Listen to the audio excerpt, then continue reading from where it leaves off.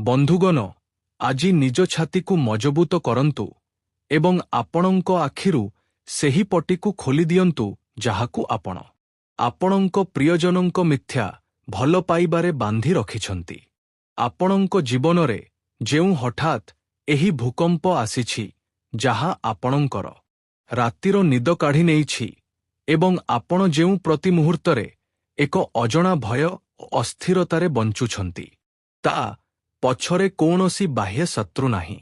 ଆଜି ବିଧାତାଙ୍କ ଇଙ୍ଗିତରେ ସେହି ଦୁଇ ଗଦ୍ଦାରଙ୍କ ପ୍ରକୃତ ଚେହେରା ଉନ୍ମୋଚିତ ହେବାକୁ ଯାଉଛି, ଯେଉଁମାନେ ଆପଣଙ୍କ ଥାଳିରେ ଖାଆନ୍ତି, ଆପଣଙ୍କ ସହିତ ଉଠିବସା କରନ୍ତି ଏବଂ ପଛରେ ଆପଣଙ୍କ ବିନାଶ ପାଇଁ ସବୁଠାରୁ ବିପଜ୍ଜନକ ତାନ୍ତ୍ରିକ ଜାଲ ବୁଣୁଛନ୍ତି। ଏମାନଙ୍କ ମଧ୍ୟରୁ ଜଣେ ମହିଳା ଏବଂ ଜଣେ ପୁରୁଷ ଯେଉଁମାନେ ଆପଣଙ୍କର ବହୁତ ନିକଟର ହେବାର ନାଟକ କରନ୍ତି।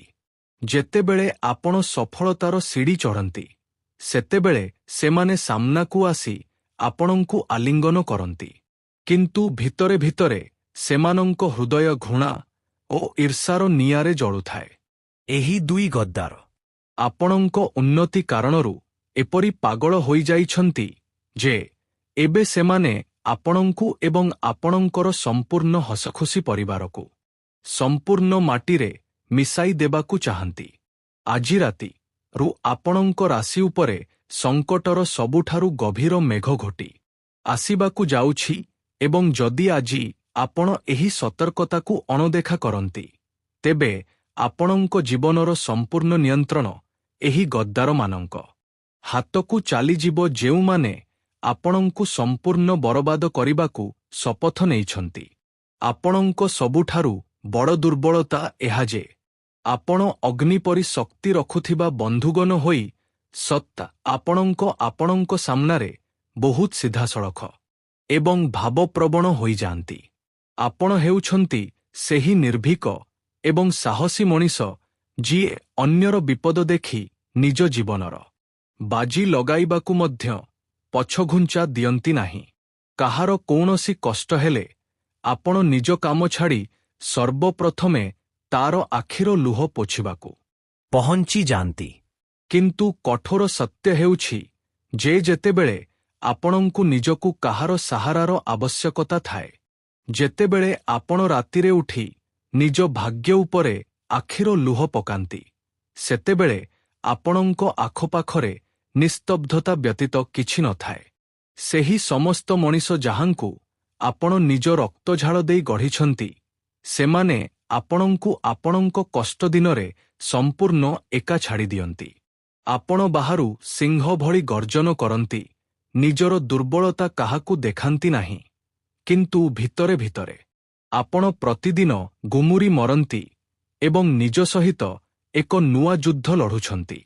ଆପଣଙ୍କର ଏହି ନିଷ୍କଳଙ୍କ ଏବଂ ସଫା ନିୟତର ସୁବିଧା ଏହି ଦୁଇ କପଟ ମଣିଷ ନେଇଛନ୍ତି। ଆପଣ ସମସ୍ତଙ୍କୁ ନିଜର ମନେକରି ନିଜ ମନର କଥା, ନିଜର ଗୋପନ ଯୋଜନା ଏବଂ ନିଜର ସିନ୍ଦୁକର ରହସ୍ୟ ସେମାନଙ୍କ ସାମ୍ନାରେ ଖୋଲିଦିଅନ୍ତି ଏବଂ ଏଠାରେ ଆପଣ ଆପଣଙ୍କ ଜୀବନର ସବୁଠାରୁ ବଡ଼ ଧୋକା ଖାଇଯାଆନ୍ତି। ଏହି ଦୁଇ ଗଦ୍ଦାର କେତେ ବିପଜ୍ଜନକ ତାହା ଆପଣ ଏହି କଥାରୁ ବୁଝନ୍ତୁ ଯେ ସେମାନେ ଆପଣଙ୍କୁ ହରାଇବା ପାଇଁ ଏବେ ତନ୍ତ୍ରମନ୍ତ୍ର ଓ କଳାବିଦ୍ୟାର ସାହାଯ୍ୟ ନେବା ଆରମ୍ଭ କରିଛନ୍ତି। ଯେତେବେଳେ ଆପଣଙ୍କ ଜୀବନରେ ଟିକିଏ ବି ସୁଖ ଆସେ, ଯେତେବେଳେ ଆପଣଙ୍କ ବ୍ୟବସାୟ ବା ଚାକିରିରେ ଉନ୍ନତିର ଯୋଗ ତିଆରି ହୁଏ, ସେତେବେଳେ ଏହି ଦୁହିଁଙ୍କ ଛାତିରେ ସାପ ଭଳି ଜଳୁଥାଏ। ନିଜର ହିଂସା ଶାନ୍ତ କରିବା ପାଇଁ ଏହି ଲୋକମାନେ ଚୁପଚାପ ଆପଣଙ୍କ ଘରର ଚୌକାଠରେ ଆସନ୍ତି ଏବଂ ତାନ୍ତ୍ରିକ କ୍ରିୟା କରି ଚାଲିଯାଆନ୍ତି। ଆପଣଙ୍କ ଖୁସିକୁ ବାନ୍ଧିବା ପାଇଁ, ଆପଣଙ୍କ ବୁଦ୍ଧିକୁ ଭ୍ରମିତ କରିବା ପାଇଁ ଏମାନେ ଶ୍ମଶାନ ପର୍ଯ୍ୟନ୍ତ ବୁଲି ଆସିଛନ୍ତି।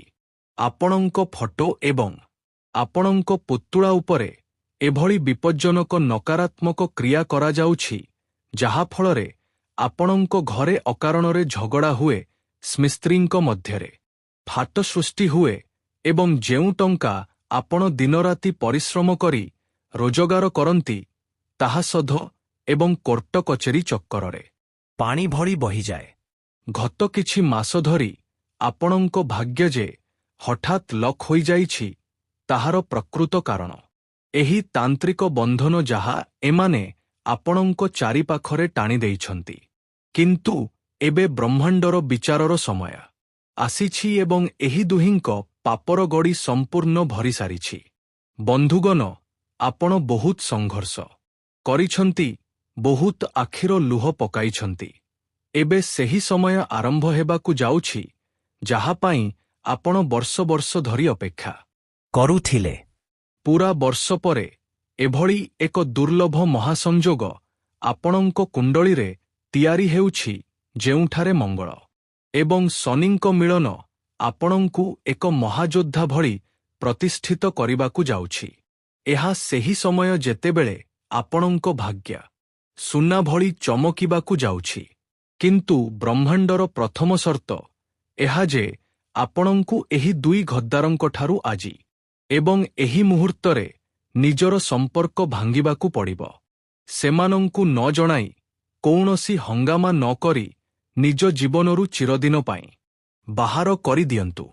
ଯଦି ଏମାନେ ଆପଣଙ୍କ ମଧ୍ୟରେ ରହିଯାଆନ୍ତି ତେବେ ଆପଣଙ୍କ କୁଣ୍ଡଳୀର ଶୁଭ ଗ୍ରହ ମଧ୍ୟ ଆପଣଙ୍କୁ ସେହି ଖୁସି ଦେଇପାରିବେ ନାହିଁ ଯାହାର ଆପଣ ପ୍ରାପ୍ୟ। ଆଗାମୀ ଦିନଗୁଡ଼ିକରେ ଆପଣଙ୍କ ଜୀବନରେ ଚାରୋଟି ଏଭଳି ଅଭୂତପୂର୍ବ ଘଟଣା ଘଟିବାକୁ ଯାଉଛି ଯେ ଆପଣ ଧଇଁସଇଁ ହୋଇ କାନ୍ଦି ଉଠିବେ ଏବଂ କହିବେ ଯେ ହେ ଈଶ୍ୱର, ଆଜି ମୋର ସଂଘର୍ଷ ସଫଳ ହେଲା। ଶୁଣନ୍ତୁ ବନ୍ଧୁଗଣ, କାରଣ ସେହି ଚାରୋଟି ଘଟଣାର ପ୍ରଥମ ଅଧ୍ୟାୟ ଏବେ ଆପଣଙ୍କ ସାମ୍ନାରେ ଖୋଲିବାକୁ ଯାଉଛି ଯାହା ଆପଣଙ୍କ ଜୀବନକୁ ସମ୍ପୂର୍ଣ୍ଣ ବଦଳାଇ ଦେବ। ପ୍ରଥମ ବଡ଼ ଘଟଣା ଯାହା ଆପଣଙ୍କ ସହିତ ଘଟିବାକୁ ଯାଉଛି ତାହା ଆପଣଙ୍କ ଆଖି ଖୋଲିବା ପାଇଁ ଯଥେଷ୍ଟ।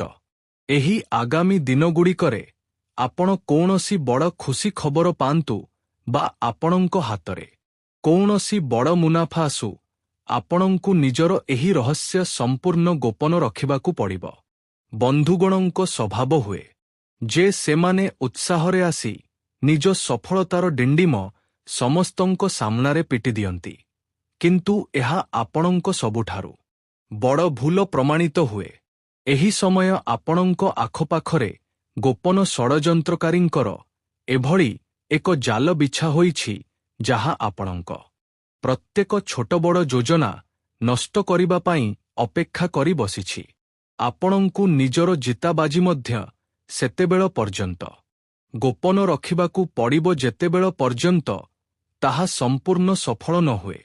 ହନୁମାନଜୀଙ୍କ ଶରଣକୁ ଯାଆନ୍ତୁ। ପ୍ରତିଦିନ ହନୁମାନ ଚାଳିଶା ପାଠ କରନ୍ତୁ। ଯେତେବେଳେ ବଜରଙ୍ଗବଲୀଙ୍କ ସୁରକ୍ଷା କବଚ ଆପଣଙ୍କ ଚାରିପାଖରେ ରହିବ ସେତେବେଳେ ଏହି ଷଡ଼ଯନ୍ତ୍ରକାରୀଙ୍କ ସବୁ ତନ୍ତ୍ରମନ୍ତ୍ର ପବନରେ ଉଡ଼ିଯିବ। ଦ୍ୱିତୀୟ ବଡ଼ ଘଟଣା ଯାହା ଘଟିବାକୁ ଯାଉଛି ତାହା ସିଧାସଳଖ ଆପଣଙ୍କ ମାନସିକ ଅବସ୍ଥା ଉପରେ ଆଘାତ କରିବ। ଆପଣଙ୍କ ରାଶିର ଅଧିପତି ମଙ୍ଗଳ ଏବଂ ଶନିଙ୍କର ଯେଉଁ ଗୋଚର ତିଆରି ହେଉଛି ତା କାରଣରୁ ଆଗାମୀ ଦିନଗୁଡ଼ିକରେ ଆପଣଙ୍କ ସ୍ୱଭାବ ହଠାତ୍ ବହୁତ ଖିଟିଖିଟିଆ ଏବଂ ଉଗ୍ର ହୋଇପାରେ। ଆପଣ ଛୋଟ ଛୋଟ କଥାରେ ରାଗିବେ। ଏହା କେବଳ ଗ୍ରହମାନଙ୍କର ଏକ ଚାଲ ଯାହା ଆପଣଙ୍କ ପରୀକ୍ଷା ନେଉଛି। ଏହି ମାନସିକ ଅସ୍ଥିରତା ସମୟରେ କ୍ୟାରିୟର